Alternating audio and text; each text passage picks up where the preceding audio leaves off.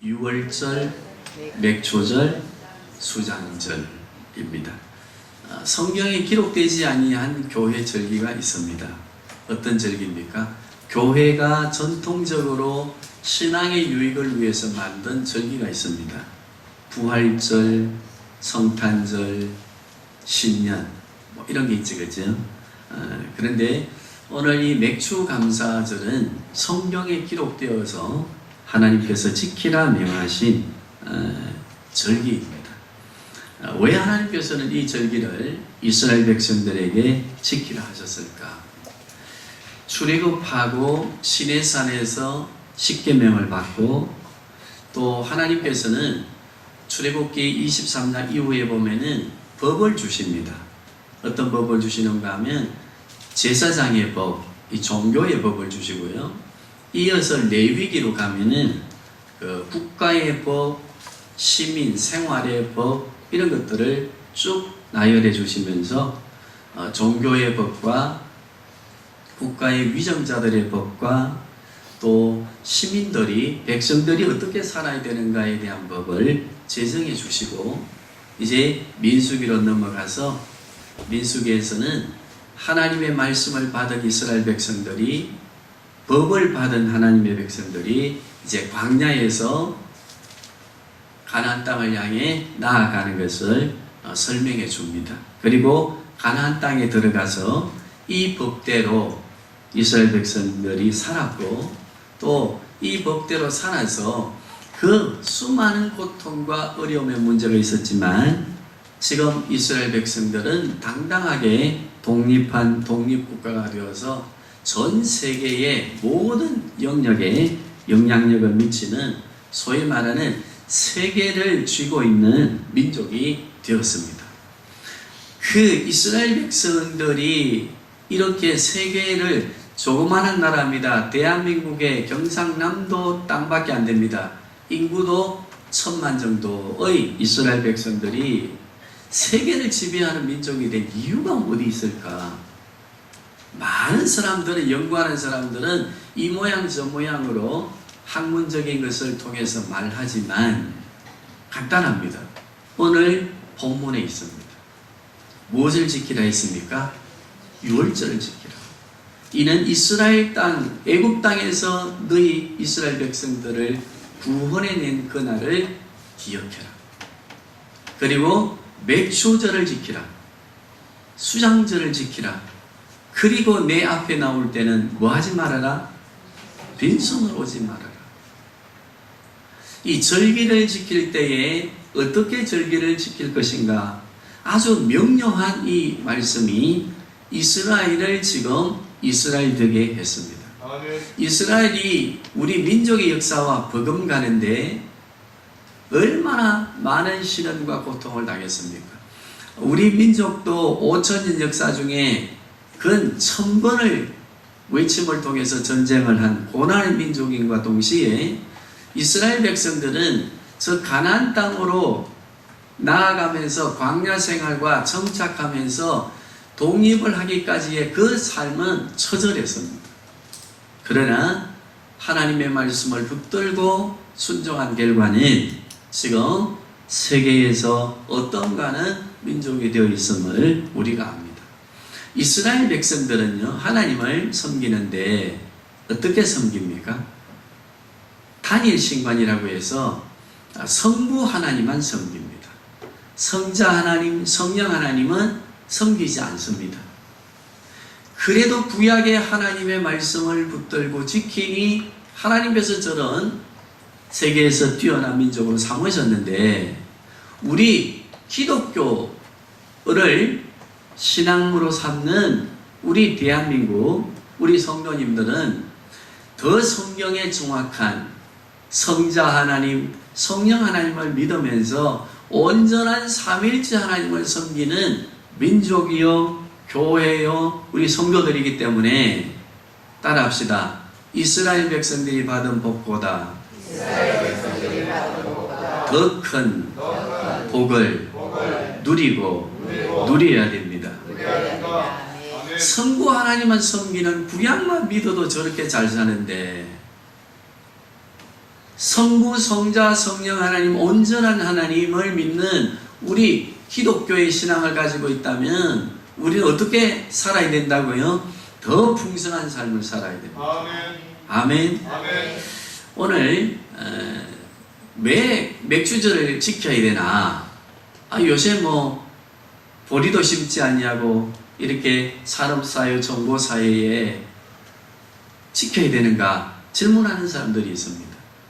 그런데 특히 젊은이들이 조금 성경을 안다고 하지만은 조금 자유적으로 합리적으로 보려고 하는 사람들은 틀림없이 그 질문을 합니다.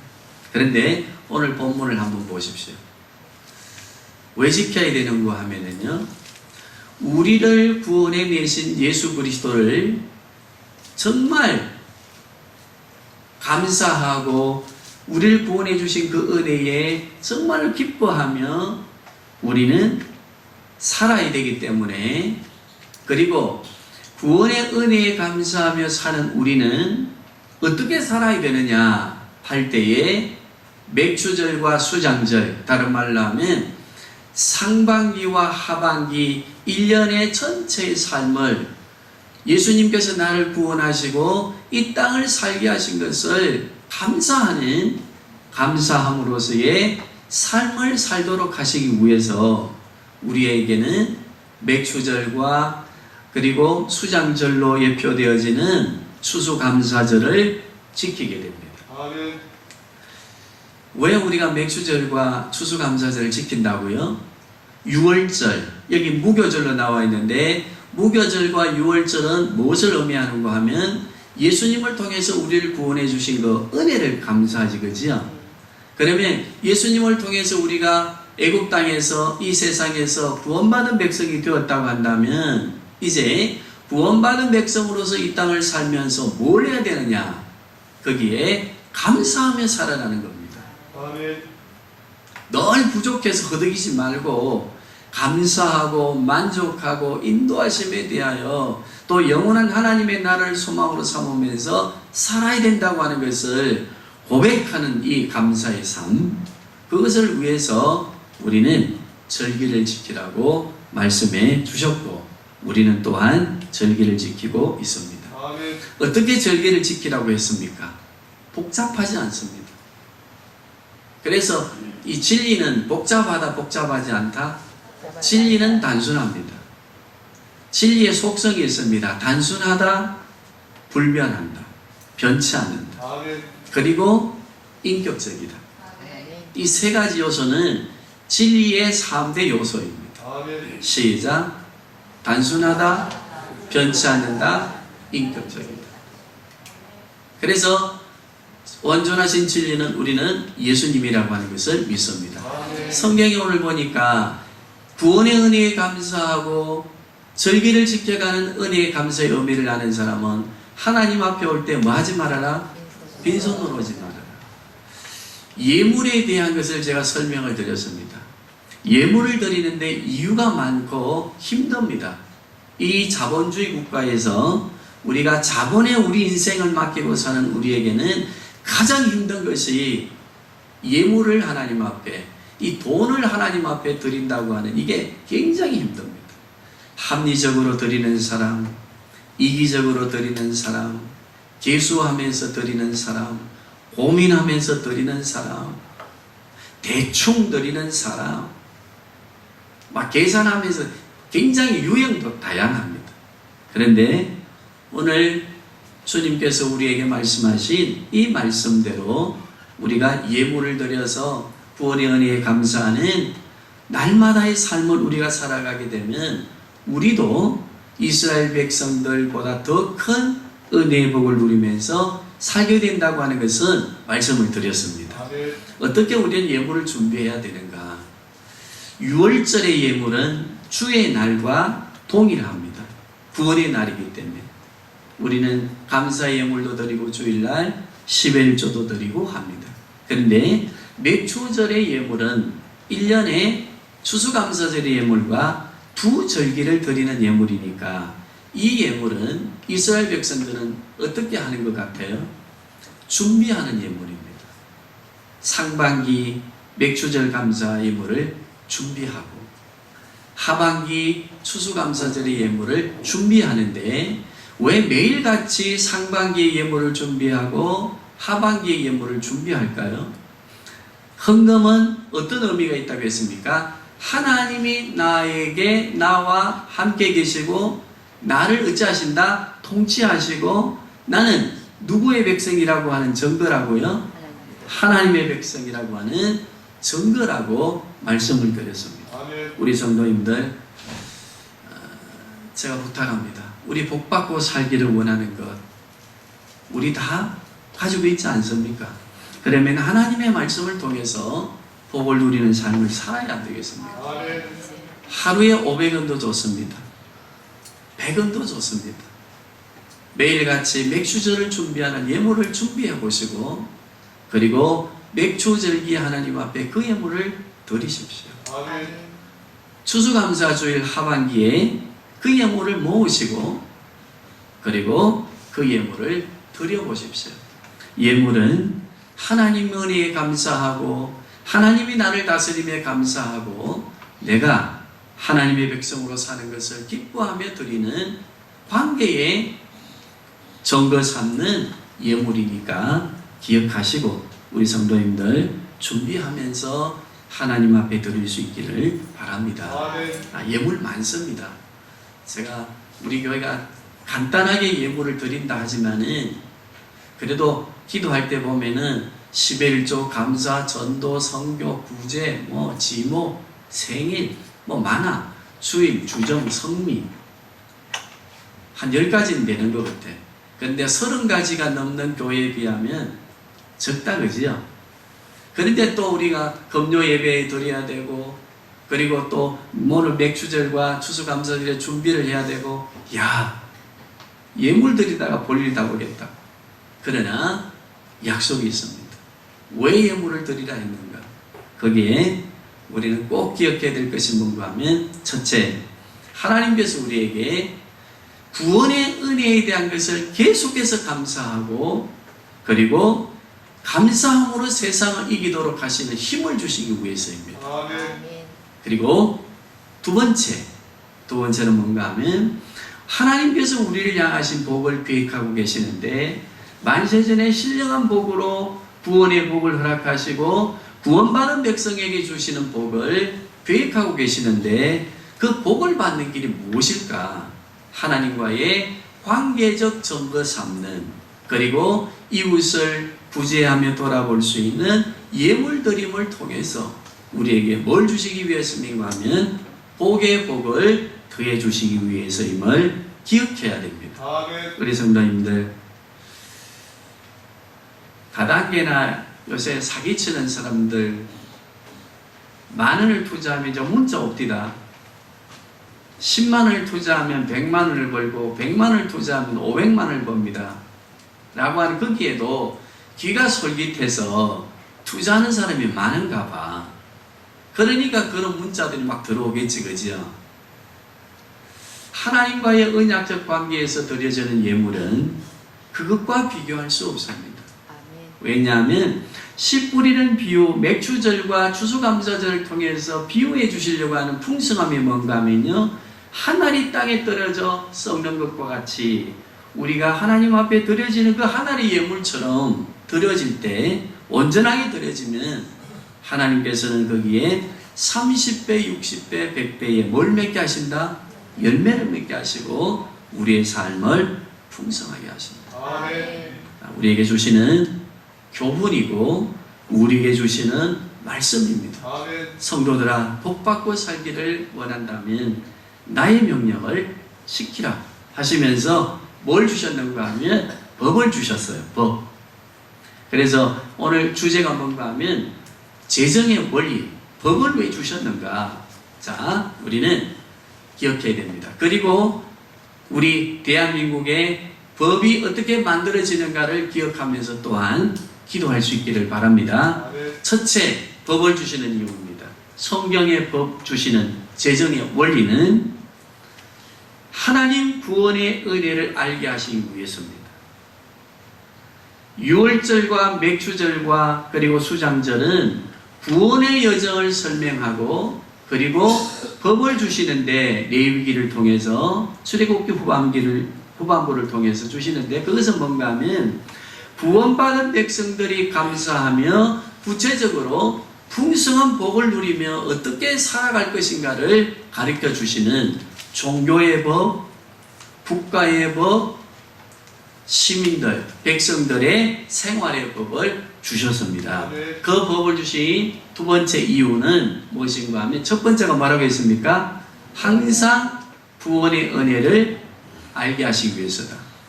우리는 누구의 통치 속에 사는 것을 알게 하시기 위해서다. 하나님의 통치와 다스림 속에 있음을 알게 하시기 위해서다. 두 번째는요, 양심의 자유를 누리도록 하시기 위해서 법을 주셨습니다. 법을 주시면서 주님은 말씀하셨습니다. 자원하는 마음으로 법을 지키라. 그래서 우리 교회는요, 양심의 자유, 또 우리 대한민국의 헌법도 무엇을 보장합니까? 양심의 자유를 보장합니다. 그래서 여호와의 정의들 집총 거부하는 거, 양심의 자유의 법이 적용되니까 인정됩니까? 인정 안 되었습니까? 인정되고 있습니다. 그리고 법을 주시는 것은요, 평등과 존엄성을 보장하시기 위해서 주셨습니다. 성경의 법을 보십시오. 나그네나 선한 자나 선대하지 말고 다 어찌하라 했습니까? 선대하고 대접하고, 그리고 주의 날, 유대인만 지키는 것이 아니라 안식일을 이방인들도 지키게 해라. 그게 뭔가 하면요, 평등과 존엄성입니다. 우리 대한민국의 법의 제정의 정신도 그렇습니다. 양심의 자유, 평등과 존엄성을 위해서입니다. 그리고 법을 주시는 정신은 질서입니다. 질서는 무엇을 구별하게 합니까? 옳은 것과 그런 것을 구별하게 하고, 그리고 우리의 삶을 행복하게 하도록 하고, 그리고 우리의 삶에 무엇이 있도록 하시는가 하면은 안전을 추구하도록 하기 위해서 무엇을 만들어 주십니까? 법을 만들어 주셨고, 이 성경의 법의 원리에 의해서 각 민족들의 법이 주어져 있음을 우리가 기억해야 될 줄로 믿습니다. 법을 왜 주셨다고요? 첫째, 시작. 그 다음에요.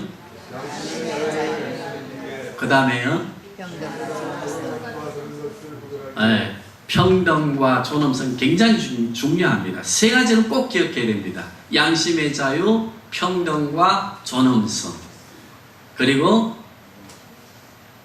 질서와, 그리고 우리의 안보와, 그리고 풍요로운 삶을 위해서 법을 제정하게 하셨고, 성경을 또 법을 연구해 보면 성도들의, 이스라엘 백성들의 이 보호를 위해서 법을 주셨습니다. 그리고 마지막 중요한 게 뭔가 하면 법은, 따라하십시다, 악을 제거하고 축소한다.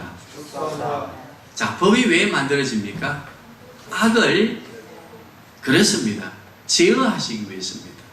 악이 너무 넘쳐나지 않도록, 번영하지 않도록, 번성하지 않도록 그 악을 제재하고 그 악을 축소하기 위해서 무엇을 주셨는가 하면요, 법을 권세자들에게 또 우리 백성들에게 주셨습니다. 그러므로 우리는 성경의 법의 제정의 원리를 기억하시고, 우리 대한민국의 법의 정신을 보시면서 나라와 민족을 위해서 기도해야 됩니다. 대한민국의 법이 하나님의 법을 지켜가고 악을 줄여가야 되는데 허용되어지거나, 양심의 자유가 보장되어져야 되는데 그것이 어떤 독재성을 가지거나 제한성을 가지고 제재되거나, 평등과 존엄성의 문제가 정말 훼손되어져서 압제당하는 사람, 지배당하는 사람, 고통당하는 사람들이 있어서는 안 될 것입니다. 하나님의 형상으로 지음받은 모든 인간은 다 존엄하고, 그리고 평등하고, 그리고 자유를 누릴 권한이 있습니다. 그리고 보호받아야 됩니다. 그리고 의무적인 게 있습니다. 질서를 통해서 또한 지켜가서 제도적으로 계도하도록 가르쳐 지키게 하기 위한 법의 정신이 있음을 기억하고 우리 나라와 민족을 위해서 기도해야 됩니다. 이 법들이 어겨지고 이 법의 정신들이 위배되어질 때는 우리 그리스도인들은 국가관을 가질 때 어떻게 하자 했습니까? 기도하자. 그리고 잘못된 법에 대해서는 우리가 표현하자. 그리고 세 번째는 뭐였습니까? 우리의 주권을 행사하는 날에는 틀림없이 우리 그리스도인들은 나라의 죄악이 관영하는 것을 방지하기 위해서라도 투표에 참여해야 된다, 안 해야 된다? 해야 된다. 이것이 우리의 주권과 평등과 존엄성과 우리의 양심의 자유를 지키는 그리스도인의 원리입니다. 오늘 우리 주제가 뭐라고요? 왜 맥주감사절을 지키게 하셨고 또 법을 제정해 주셨는가? 자, 우리 정리하십시다. 왜 맥주감사절을 지키게 하셨다고요? 우리를 더 감사의 원리를 통해서 구원받은 백성으로서 풍성한 삶을 살고 복을 받도록 하시기 위해서다, 받지 않도록 하기 위해서다, 복을 더 누리며 살도록 하시기 위해서.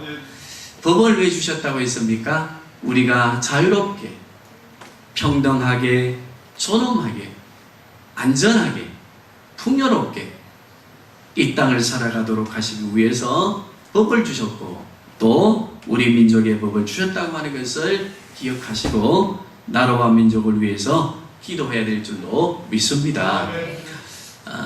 우리 물질에 관하여 예물 드리고 하는 것들이 힘들지만 여기에는 어떤 언약적 관계가 있다고 했습니까?